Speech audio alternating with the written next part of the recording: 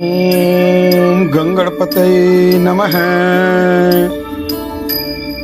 Best of story 1 2 3 में आप सभी का स्वागत है। आइए आज हम एक नई कथा भगवान भोलेनाथ की आप सभी लोग के सामने लेके आए हैं। महाशिवरात्रि व्रत की प्रामाणिक और पौराणिक कथा। पूर्व काल में चित्रभानु नामक एक शिकारी था। जानवरों की हत्या करके वह अपने परिवार को पालता था। वह एक साहूकार का कर्जदार था, लेकिन उसका ऋण समय पर न चुका सका। क्रोधित साहूकार ने शिकारी को शिव मठ में बंदी बना लिया। योग से उस दिन शिवरात्रि थी। शिकारी ध्यान मग्न होकर शिव संबंधित धार्मिक बातें सुनता रहा। चतुर्दशी को उसने शिवरात्रि का व्रत की कथा भी सुनी। शाम होते ही साहूकार ने उसे अपने पास बुलाया और ऋण चुकाने के विषय में बात की। शिकारी अगले दिन सारा ऋण लौटा देने का वचन देकर बंधन से छूट गया। अपनी दिनचर्या की भांति वह जंगल में शिकार के लिए निकला, लेकिन दिन भर बंदी गृह में रहने के कारण भूख प्यास से व्याकुल था। शिकार खोजता हुआ वह बहुत दूर निकल गया। जब अंधकार हो गया तो उसने विचार किया कि रात जंगल में ही बितानी पड़ेगी। वह वन एक तालाब के किनारे एक बेल के पेड़ पर चढ़कर रात बिताने का इंतजार करने लगा। बिल्व वृक्ष के नीचे शिवलिंग था, जो बिल्व पत्थरों से ढका हुआ था। शिकारी को उसका पता न चला। पड़ाव बनाते समय उसने जो भी टहनियाँ पड़ी वे संयोग से शिवलिंग पर गिरती चली गई। इस प्रकार दिन भर भूखे प्यासे शिकारी का व्रत भी हो गया और शिवलिंग पर बेलपत्र भी चढ़ गए। एक पहर रात्रि बीत जाने पर एक गर्भिणी हिरणी तालाब पर पानी पीने पहुंची। शिकारी ने धनुष और तीर चढ़ाकर ज्यों ही प्रत्यंचा खींची, हिरणी बोली, मैं गर्भिणी हूँ, शीघ्र ही प्रसव करूंगी। तुम एक साथ 2 जीवों की हत्या करोगे, जो ठीक नहीं है। मैं बच्चे को जन्म देकर शीघ्र ही तुम्हारे समक्ष प्रस्तुत हो जाऊंगी, तब मार लेना। शिकारी ने प्रत्यंचा ढीली कर दी और हिरणी जंगली झाड़ियों में लुप्त हो गई। प्रत्यंचा चढ़ाने तथा ढीली करने के वक्त कुछ बिल्व पत्र अनायास ही टूटकर शिवलिंग पर गिर गए। इस प्रकार उससे अनजाने में ही प्रथम प्रहर का पूजन भी संपन्न हो गया।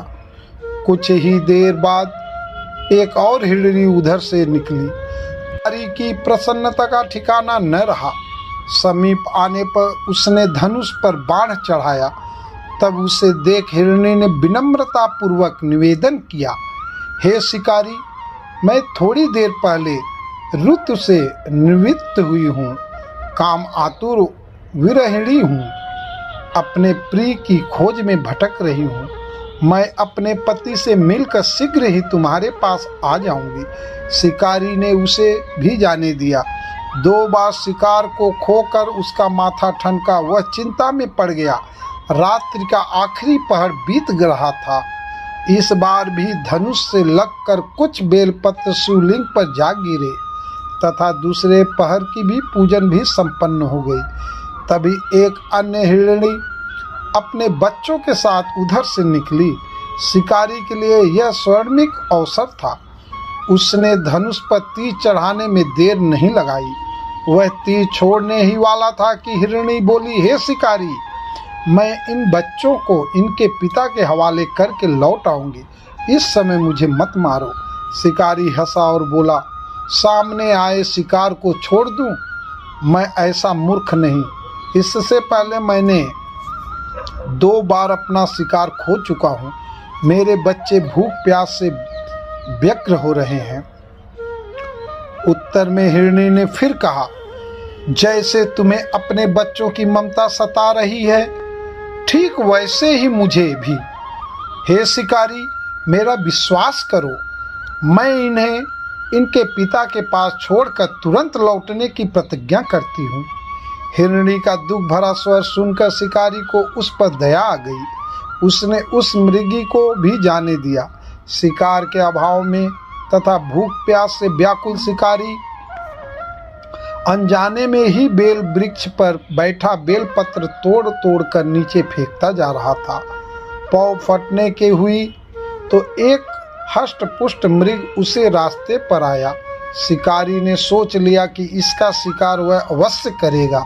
शिकारी की तनी प्रत्यंचा देखकर मृग विनीत स्वर में बोला, हे शिकारी, यदि तुमने मुझसे पूर्व आने वाली 3 मृगियों तथा छोटे छोटे बच्चों को मार डाला है तो मुझे भी मारने में विलम्ब न करो, ताकि मुझे उनके वियोग में एक क्षण भी दुख न सहना पड़े। मैं उन हिरणियों का पति हूँ। यदि तुमने उन्हें जीवन दान दिया है तो मुझे भी कुछ क्षण का जीवन देने की कृपा करो। मैं उनसे मिलकर तुम्हारे समक्ष उपस्थित हो जाऊंगा। मृग की बात सुनते ही शिकारी के सामने पूरी रात का घटना चक्र घूम गया। उसने सारी कथा मृग को सुना दी। तब मृग ने कहा, मेरी तीनों पत्नियां जिस प्रकार प्रतिज्ञाबद्ध होकर गई हैं, मेरी मृत्यु से अपने धर्म का पालन नहीं कर पाएंगी। अतः जैसे तुमने उन्हें विश्वास पात्र मानकर छोड़ा है, वैसे ही मुझे भी जाने दो। मैं उन सब के साथ तुम्हारे सामने शीघ्र ही उपस्थित हो जाऊंगा। शिकारी ने उसे भी जाने दिया। इस प्रकार प्रातः हो आई। उपवास, रात्रि जागरण तथा शिवलिंग पर बेलपत्र चढ़ने से अनजाने में ही पर शिवरात्रि की पूजा पूर्ण हो गई। पर अनजाने में ही की हुई पूजन का परिणाम उसे तत्काल मिला। शिकारी का हिंसक हृदय निर्मल हो गया, उसमें भगवत शक्ति का वास हो गया।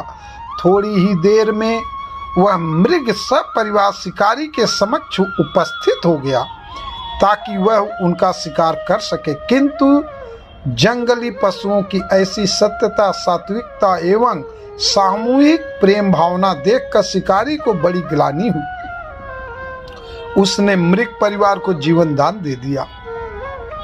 अनजाने में शिवरात्रि के व्रत का पालन करने पर भी शिकारी को मोक्ष की प्राप्ति हुई। जब मृत्यु काल में यमदूत उसके जीव को ले जाने आए तो शिवगणों ने उन्हें वापस भेज दिया तथा शिकारी को शिवलोक ले गए।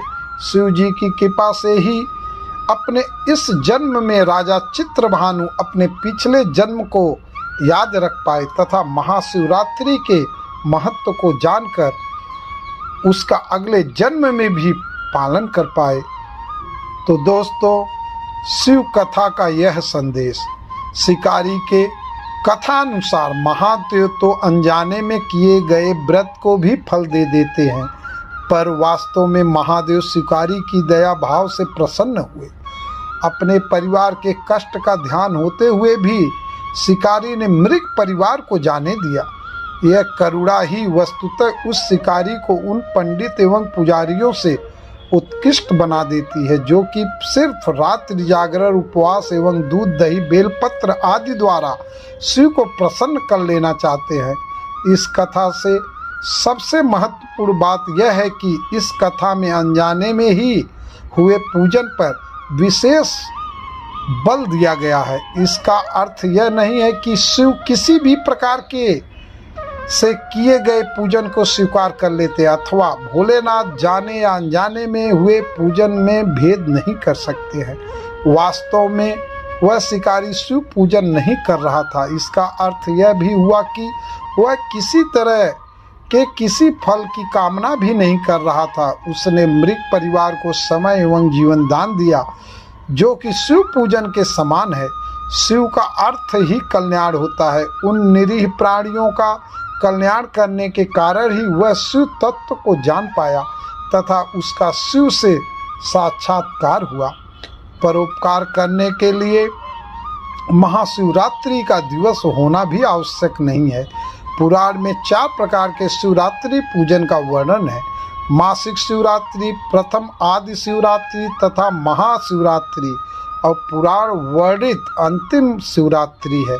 नित्य शिवरात्रि वस्तुतः प्रत्येक रात्रि ही शिवरात्रि है। अगर हम उन पर कल्याणकारी आशुतोष भगवान में स्वयं को लीन कर दें तथा कल्याण मार्ग पर अनुसरण करें तो वही शिवरात्रि का सच्चा व्रत है। तो दोस्तों, इस बार 2024 में 8 या 9 मार्च को महाशिवरात्रि महादेव भोलेनाथ का पर्व मनाया जाएगा। और अगर यह जानकारी, यह कथा आप सभी लोगों को अच्छी लगी हो तो हमारे वीडियो को लाइक, कमेंट, शेयर और चैनल को सब्सक्राइब, कमेंट बॉक्स में हर हर महादेव जरूर लिखें। हर हर महादेव।